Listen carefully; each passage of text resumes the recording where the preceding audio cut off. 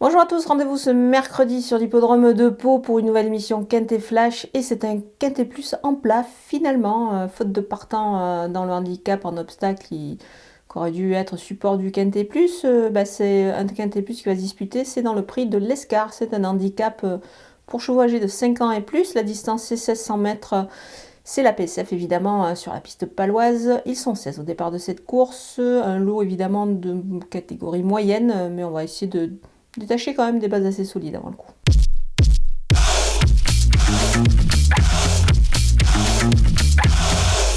On attaque avec mes bases et le 4 Fly Dasp. Il est performant sur ce parcours, c'est du 7 sur 8 pour lui ici. Il se présente encore avec des ambitions légitimes, un bon numéro de corde avec le 1 et surtout sa forme, donc on fonce avec lui. Le numéro 11 Kendaya, elle n'a jamais déçu sur cette piste, c'est du 3 sur 3, du coup elle est à suivre vraiment en priorité dans cette épreuve sur ce qu'elle a réalisé de mieux, sa forme est sûre, on peut compter sur elle.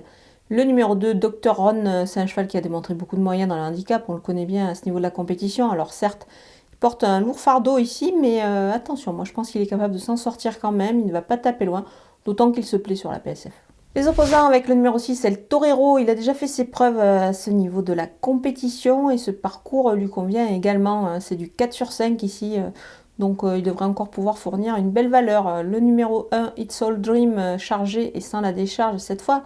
C'est pas évident, évidemment, mais attention, c'est un cheval qui a de la qualité. Il devrait profiter également de son aptitude au parcours pour encore réaliser une belle perf.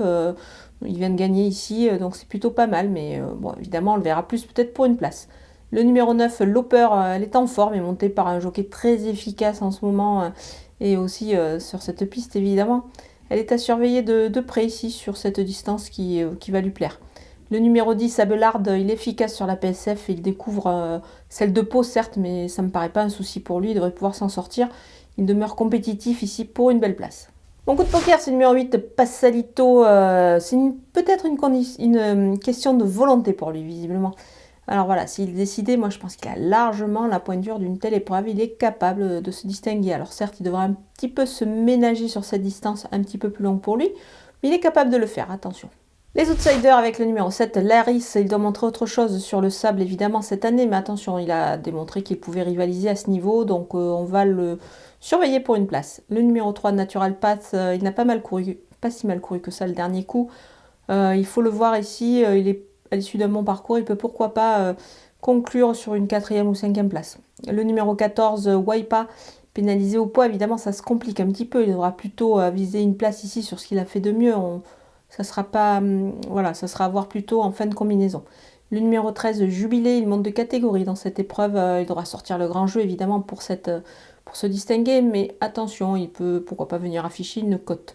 Le numéro 5, Oxalis, il doit un petit peu rassurer sur ses dernières sorties.